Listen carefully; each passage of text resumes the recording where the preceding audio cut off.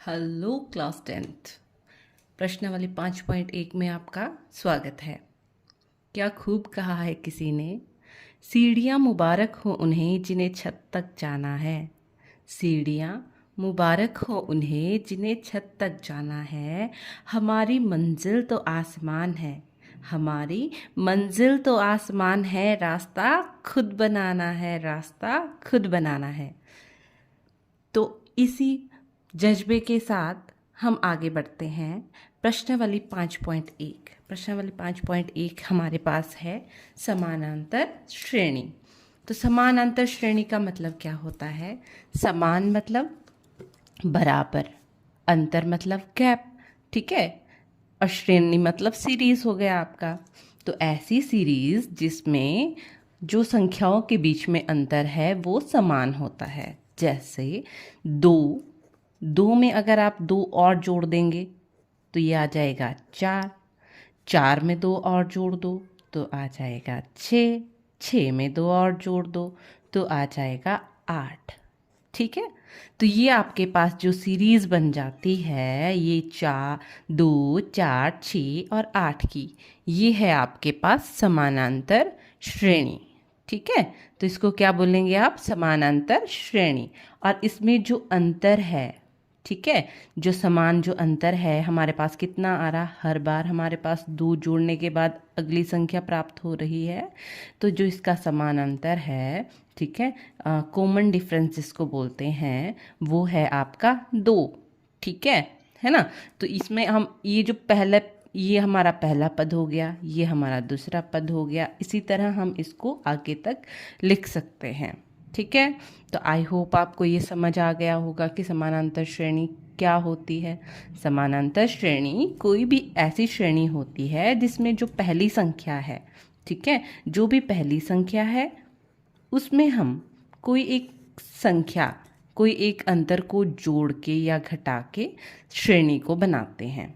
ठीक है, जैसे कोई संख्या है उसमें कोई भी जो अंतर है उसको हम मान लो समानांतर को हम बोल देते हैं डी बोल देते हैं। तो वो जो डी है हर बार वो अगली संख्या उस डी को जोड़कर प्राप्त होती है।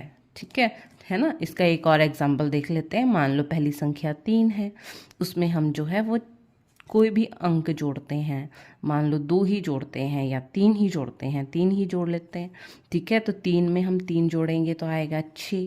अब फिर वही अंतर जोड़ना है, 6 में 3 जोड़ेंगे तो आएगा 9, 9 में फिर 3 जोड़ के देख लेते हैं तो आएगा 12। तो ये जो हमारे पास श्रेणी बन गई, ये हमारी समानांतर श्रेणी है, क्योंकि इनके बीच जो अंतर है वो समान है। आई होप आपको ये समझ आ गया होगा। अगर आपको ये समझ आ गया है तो लेट्स गेट स्टार्टेड और इसको हम और अच्छे तरीके से पढ़ते हैं। ठीक है, तो समानांतर श्रेणी, समानांतर श्रेणी को इंग्लिश में बोलते हैं अरिथमेटिक प्रोग्रेशन। ठीक है, तो इसमें क्या होता है कि संख्याओं की ऐसी सूची है ना, जैसे ये हमने संख्याएं बनाई थी, ये संख्याओं की क्या है? सूची। संख्याओं की ऐसी सूची जिसमें प्रत्येक पद, ठीक है, पहले पद के अतिरिक्त, पहला पद आपका कोई भी हो सकता है, उससे आगे जो नेक्स्ट पद हैं वो अपने पद में एक निश्चित संख्या जोड़ने से प्राप्त होते हैं। ठीक है, इसका मतलब है पहली संख्या जो आपने ले ली उसके बाद अगली संख्याएं उसमें एक निश्चित संख्या जोड़ने से प्राप्त होगी। ठीक है, जैसे मान लो पहली संख्या कोई भी हो सकती है ना। पहली संख्या अगर a है तो आप हर बार कोई एक निश्चित कोई आप एक निश्चित पद उसमें जोड़ेंगे। इसमें जैसे मान लो d जोड़ा है, ठीक है, तो इसमें आपने जोड़ेंगे, a में जोड़ दिया d तो आपका दूसरा पद। अब इस पद में आपने फिर से डी जोड़ देना है, तो इसमें आपने फिर से डी जोड़ दिया। वो जो अंतर है, ये अंतर है ना आपका डी, जिसमें दोबारा से जोड़ा तो ये क्या बन गया आपका? a प्लस डी और डी जुड़ के बन गए 2d। इसी तरह आपका नेक्स्ट जो बन जाएगा a प्लस 2d में एक और डी जोड़ दो तो ये बन जाएगा आपका a प्लस 3d। ठीक है, तो आपके पास जो श्रेणी है वो क्या बनी? a, नेक्स्ट जो टर्म बनेगी वो उसमें ये जो हमारा है अंतर, ठीक है ना। तो ये बन गया आपका a प्लस डी। अगली जो श्रेणी बनेगी a प्लस 2d, अगली बनेगी a प्लस 3d। अब अगली आप बता भी सकते हैं, तो क्या बनेगी? a plus 4d। ठीक है, तो इसी तरह आपकी जो है आप पूरी श्रेणी निकाल सकते हैं। ठीक है, तो आप दोबारा से बता देती हूँ कि समानांतर श्रेणी संख्याओं की ऐसी सूची होती है जिसमें प्रत्येक पद, ठीक है, पहले पद को छोड़ के, मतलब जो प्रत्येक पद है, ठीक है, पहले पद में एक निश्चित संख्या जोड़कर प्राप्त होते हैं।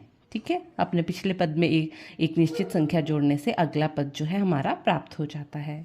जैसे ये हमारा है ए प्लस डी, ए प्लस 2d, ये इस रूप में हमारा जो श्रेणी है, सीरीज है, हमें प्राप्त होगी।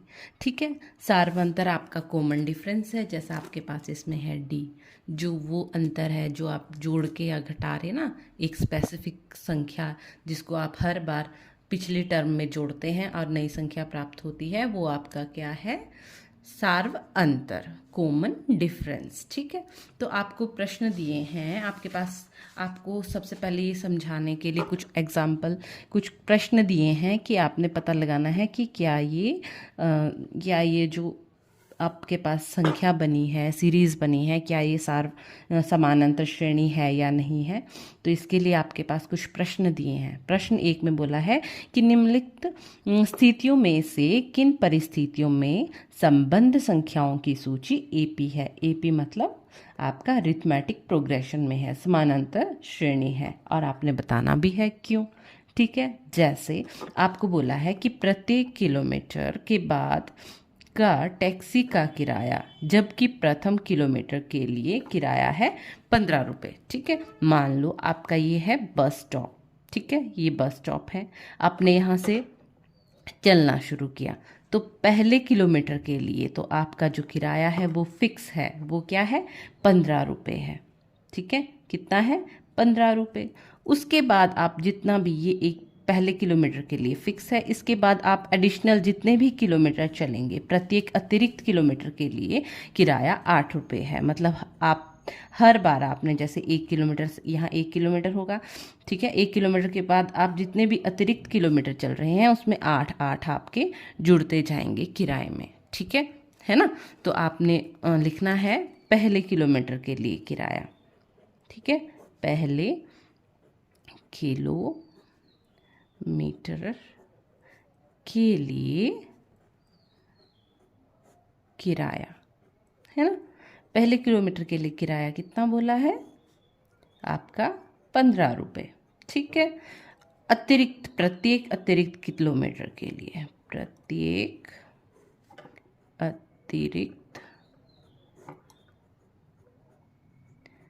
ठीक है, किलोमीटर को हम ऐसे भी लिख सकते हैं, किलोमीटर के लिए किराया, तो कितना बोला है आपको, 8 रुपये। ठीक है, कितना बोला है, 8 रुपये, है ना। तो इसका मतलब है कि आपका पहले 1 किलोमीटर के लिए 15 रुपये लगेगा। ठीक है, तो अब 2 किलोमीटर के लिए किराया कितना लगेगा, 2 किलोमीटर के लिए किराया, आपका 2 किलोमीटर के लिए किराया लगेगा 15 और उसमें जोड़ दो 8। ठीक है, तो ये बन गया 23 रुपये। ठीक है, 23 रुपये बन गया आपका, है ना। अब आप 3 किलोमीटर के लिए, 3 किलोमीटर के लिए किराया, ठीक है, इसमें आपने फिर जोड़ देना है 8। ठीक है, तो ये बन जाएगा आपका 31 रुपये। ठीक है, 4 किलोमीटर के लिए किराया, तो हर बार आपको क्या करना है, ठीक है, जितना पिछले में आया था उसमें आपने 8 रुपये जोड़ देना है, तो आपका ये बन जाएगा 39 रुपये, है ना। तो ये आपकी जो सीरीज़ है वो क्या बनती है, 15, 23, 31, 39, इसी तरह आपका जो है वो एक सीरीज बन जाएगी। ठीक है, तो इसमें आपका प्रथम पद क्या है, प्रथम पद है 15। ठीक है, और फिर आपका जो सार्व अंतर है वो क्या है, सार्व अंतर आपका आएगा, आप इसको लिख सकते हैं टर्म 2 माइनस टर्म 1। ठीक है, और वो आपका टर्म 3 माइनस टर्म 2, ठीक है। मतलब ये जो पहली टर्म है, ये दूसरी टर्म ले लो, इसको तीसरी टर्म ले लो, इसको चौथी टर्म। इन दोनों का अंतर, इन दोनों का अंतर, इन दोनों का अंतर समान होना चाहिए।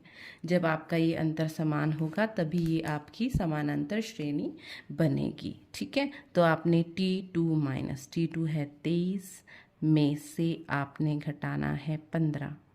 क्या वो आपका T3 है 31 माइनस 23 के बराबर आता है?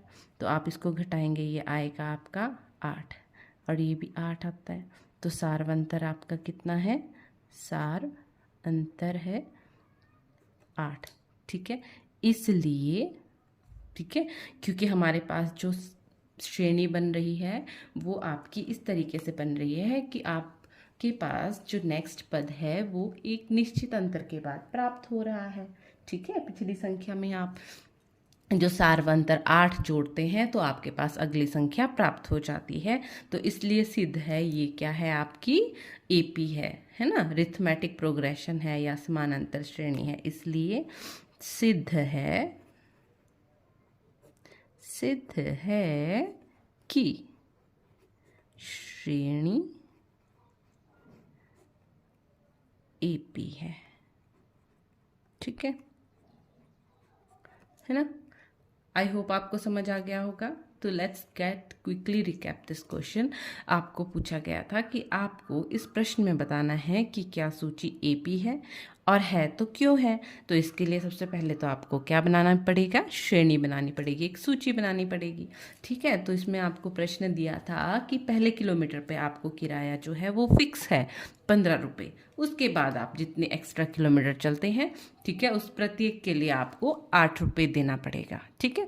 जैसे आपको 1 किलोमीटर के लिए 15, अगले बार आपको 8 जोड़ देना है 2 किलोमीटर के लिए, फिर आपको 8 जोड़ देना है, फिर आपको 8 जोड़ देना है, ठीक है। या फिर आप इसको ऐसे भी लिख सकते हैं, ए प्लस डी, ए प्लस 2D की फॉर्म में है ना ये आपका, ठीक है। ए प्लस 3D, ये आपका क्या होता है? समानांतर श्रेणी, समानांतर श्रेणी, ठीक है। और हमारे पास प्रश्नानुसार ये श्रेणी दी थी, है ना। हमने इसको चेक किया, हमारे पास जो अंतर है वो हमारे पास कॉमन आ रहा है, ठीक है।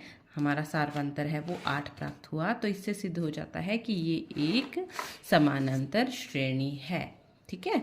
आई होप आपको ये क्वेश्चन समझ आ गया होगा। तो पहले क्वेश्चन का अब देखते हैं दूसरा प्रश्न, ठीक है।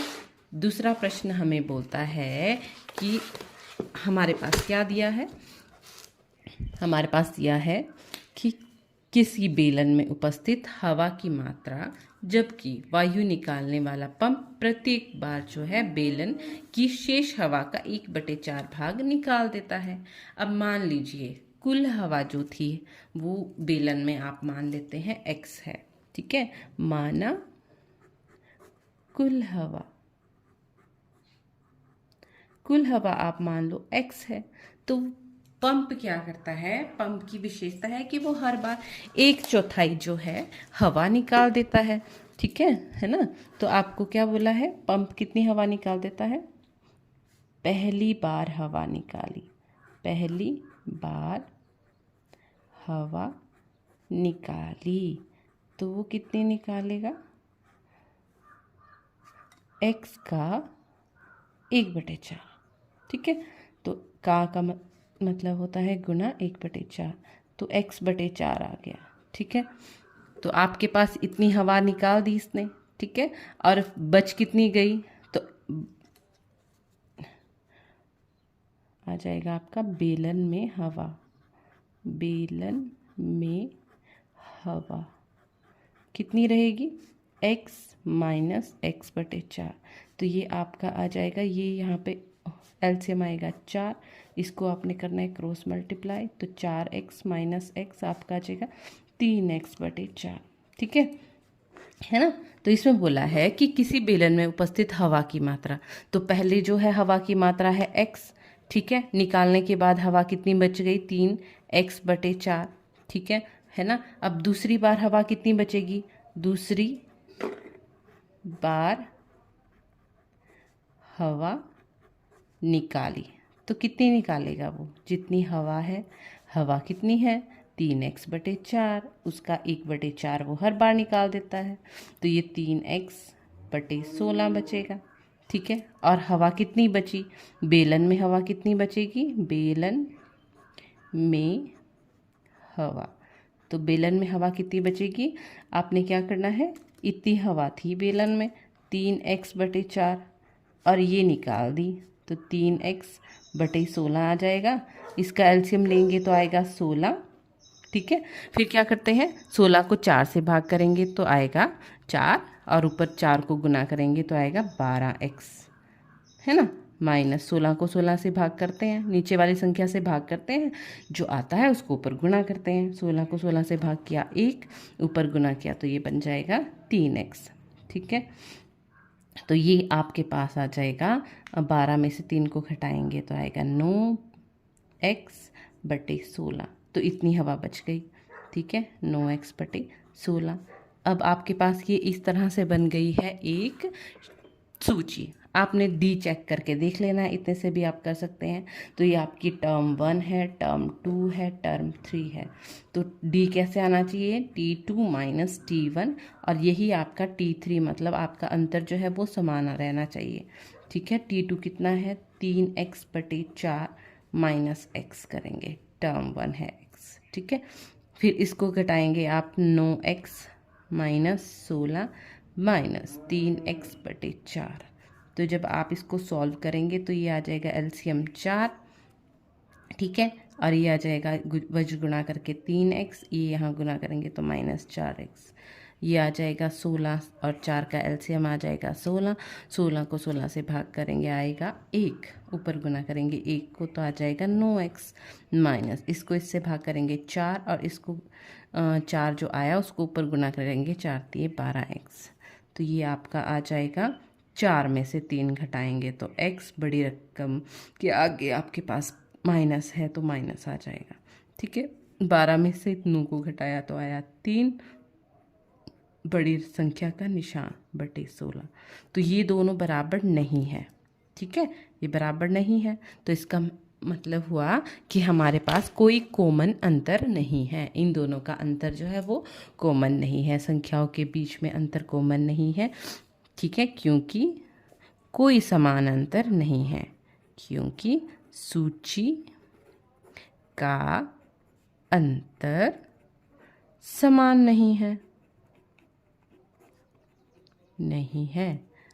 इसलिए यह एपी नहीं है। ठीक है, आई होप आपको ये क्वेश्चन समझ आ गया होगा। ठीक है, तो let's quickly get recap this question. आपको बोला था कि किसी बेलन में उपस्थित हवा की मात्रा आपको बताना है कि क्या ये एपी है या नहीं, जबकि वायु निकालने वाला पंप प्रत्येक बार बेलन की शेष हवा का 1/4 भाग बाहर निकाल देता है। तो सबसे पहले जो मान लेते हैं हम कि माना जो बेलन में कुल हवा है x। ठीक है, तो पहली बार में वो उसका 1/4 निकाल लेगा, तो x/4 निकाल ली। तो ठीक है, तो आपके पास पहले x थी, अब 1/4 निकालने के बाद 1/4 निकाली जब आपने कुल हवा में से, तो आपका ये 3x/4 आया। अगली बार फिर ये जितनी इसमें हवा बची थी 3/4x, उसका भी 1/4 उसने बाहर निकाल लिया। फिर शेष हवा हमारे पास 9/16x बची।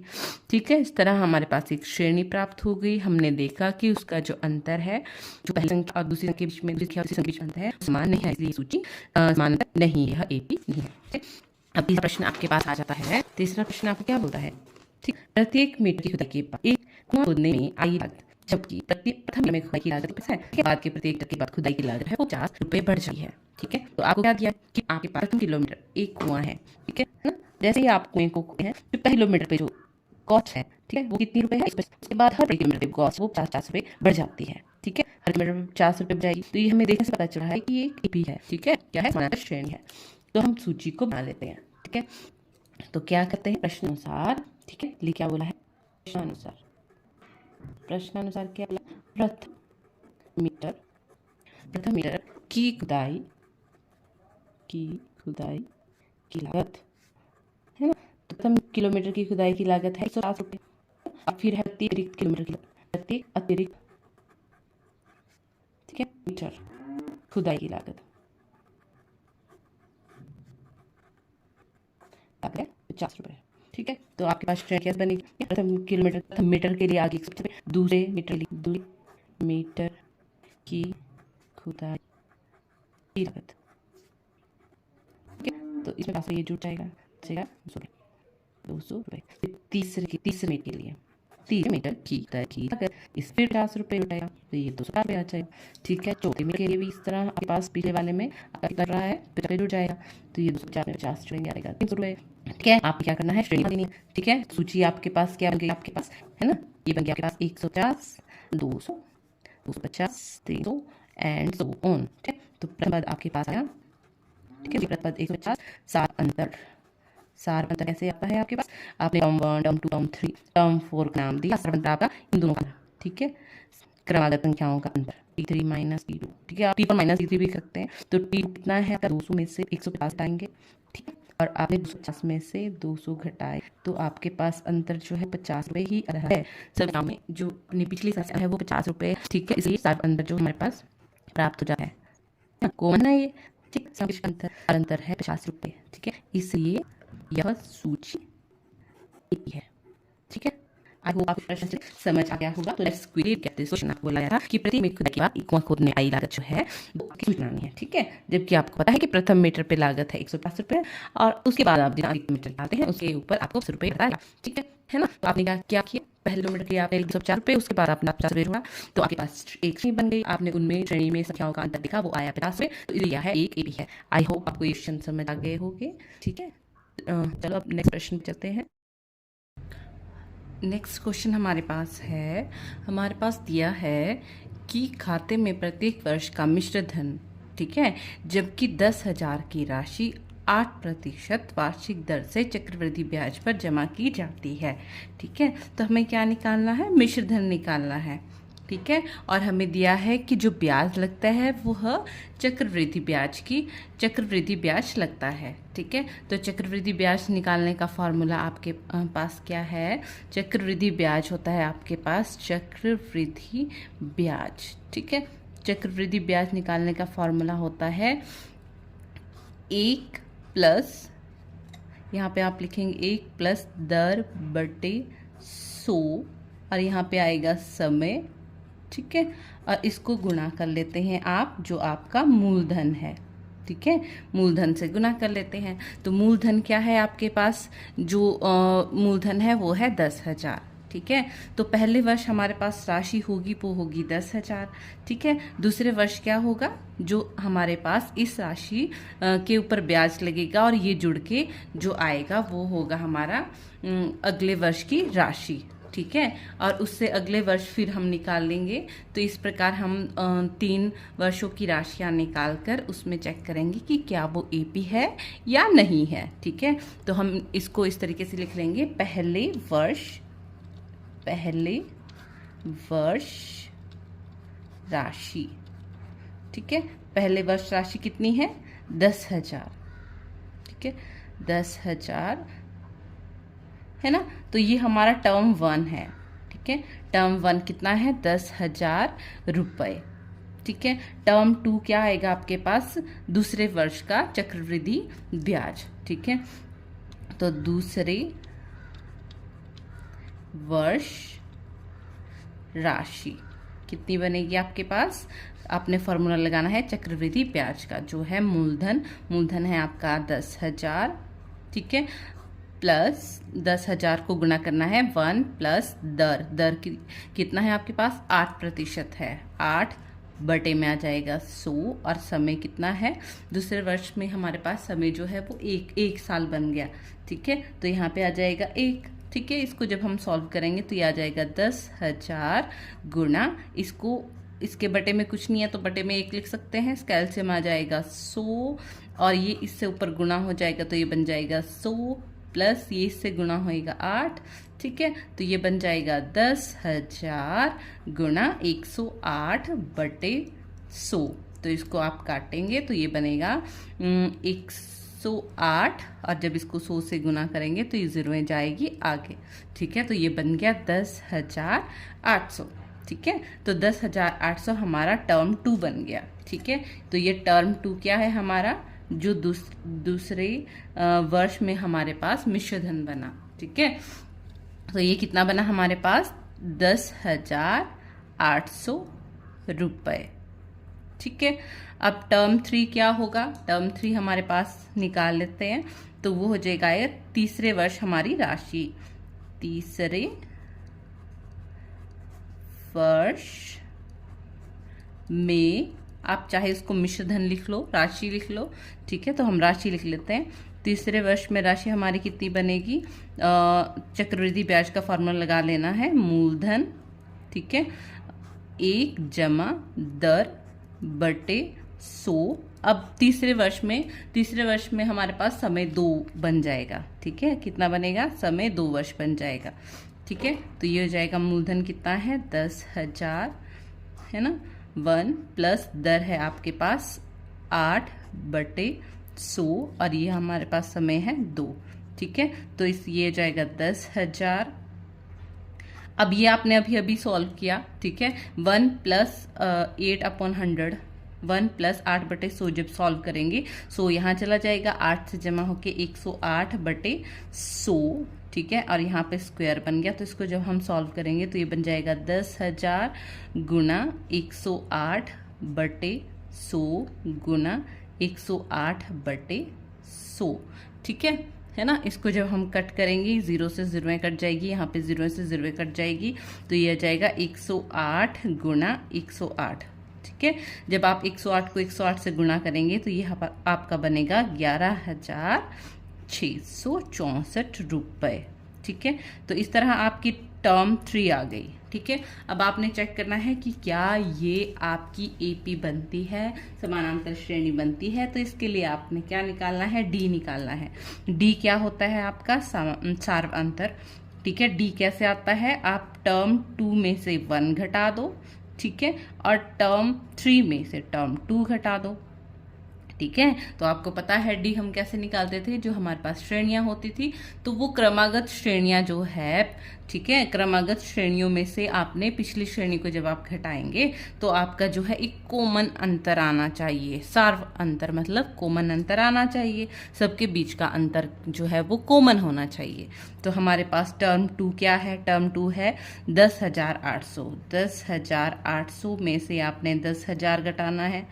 ठीक है, और 11,000 क्या है, 11,664 में से आपने घटाना है 10,800। जब आप इसको घटाएंगे तो ये आपका आता है, यहाँ पे आएगा 800 रुपये। ठीक है, और इन दोनों को जब आप घटाएंगे तो ये आपका आ जाएगा यहाँ पे 4, यहाँ पे आ जाएगा 6। ठीक है, और अब जब इसको घटाएंगे तो यहाँ पे आ जाएगा आपका 8। ठीक है, तो ये आपका आ गया 864, और ये था 800, जो कि बराबर नहीं है। तो इसमें जो आपकी सूची आई है उनके बीच में जो अंतर है वो बराबर नहीं है। ठीक है, तो जो आपकी सूची क्या बनी है, आपकी सूची बनी है, इसमें श्रेणी बनी है, पहले वर्ष का जो आपके पास धन था वो था 10,000, अगले वर्ष का 10,800, उससे अगले वर्ष क्या बना आपके पास 11,664।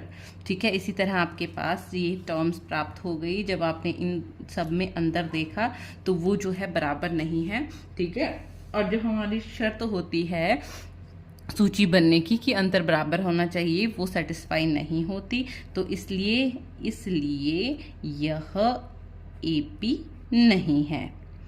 ठीक है, यह एपी नहीं है, यह सूची एपी नहीं है।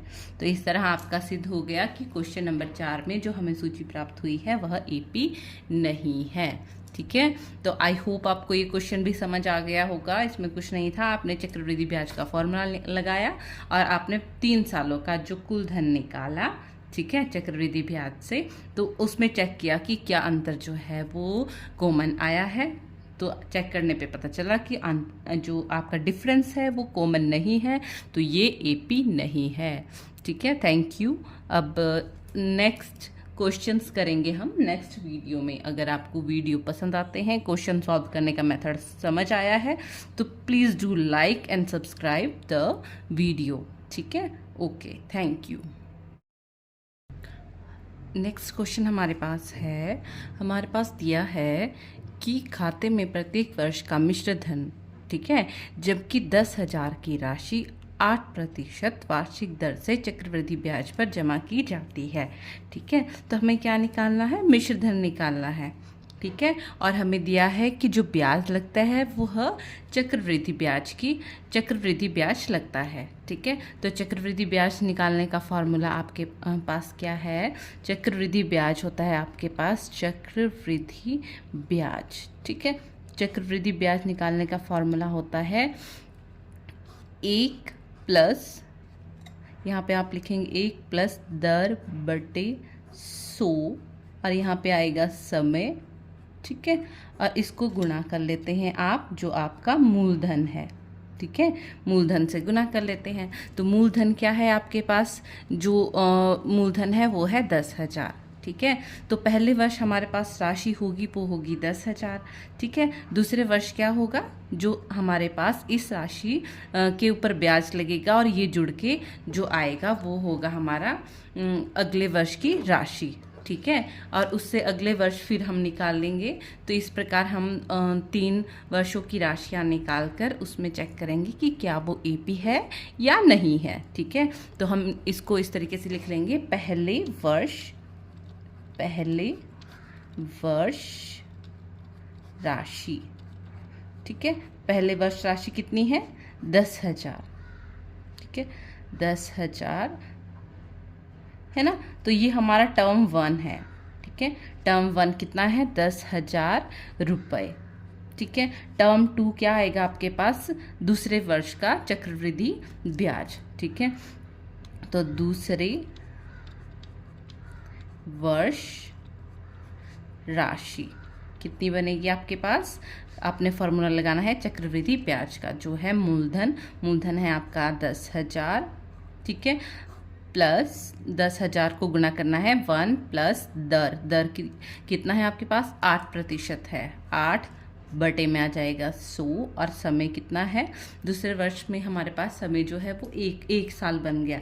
ठीक है, तो यहाँ पे आ जाएगा 1। ठीक है, इसको जब हम सॉल्व करेंगे तो ये आ जाएगा 10,000 गुणा, इसके बटे में कुछ नहीं है तो बटे में 1 लिख सकते हैं, स्केल से में आ जाएगा 100, और ये इससे ऊपर गुणा हो जाएगा तो ये बन जाएगा 100 प्लस ये इससे गुणा होएगा 8।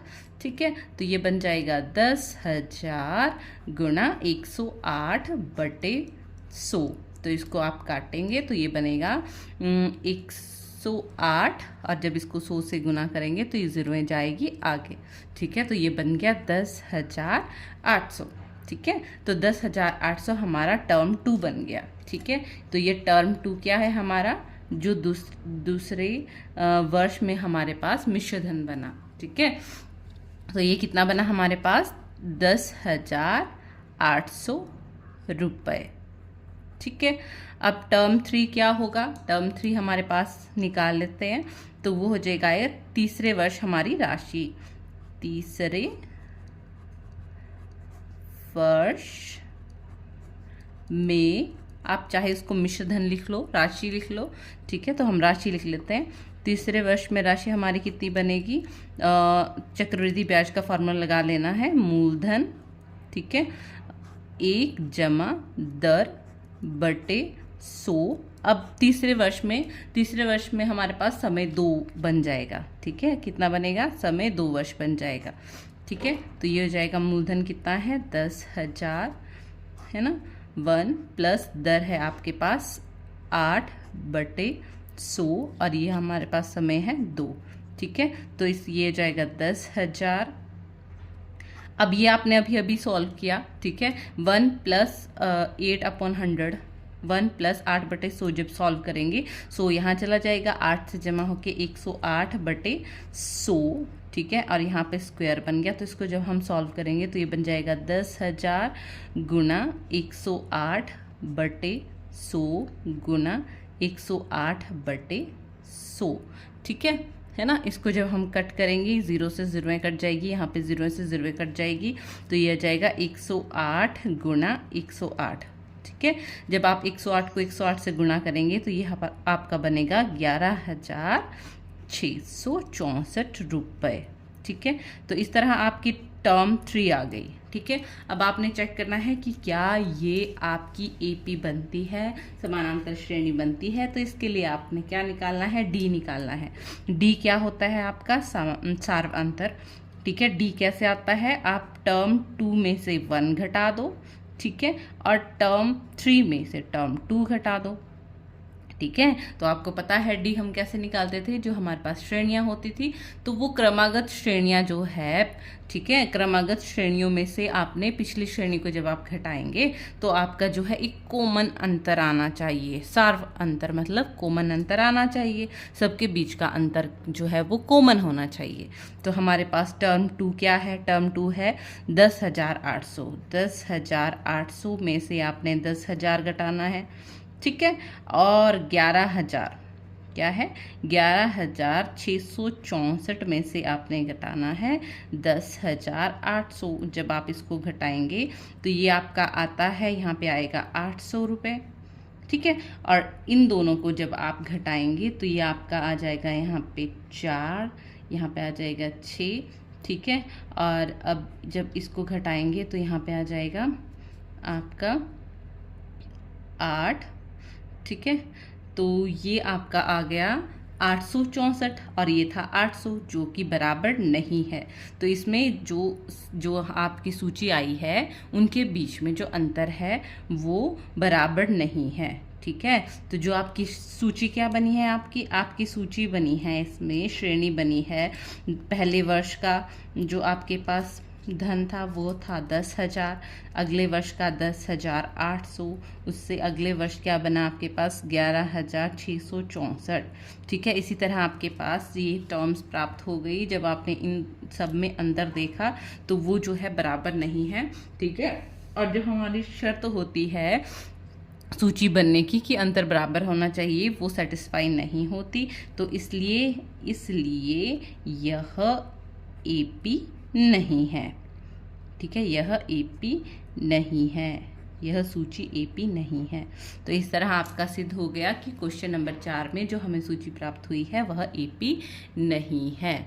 ठीक है, तो आई होप आपको ये क्वेश्चन भी समझ आ गया होगा। इसमें कुछ नहीं था, आपने चक्रवृद्धि ब्याज का फॉर्मूला लगाया और आपने 3 सालों का जो कुल धन निकाला, ठीक है, चक्रवृद्धि ब्याज से, तो उसमें चेक किया कि क्या अंतर जो है वो कॉमन आया है। तो चेक करने पे पता चला कि जो आपका डिफरेंस है वो कॉमन नहीं है, तो ये एपी नहीं है।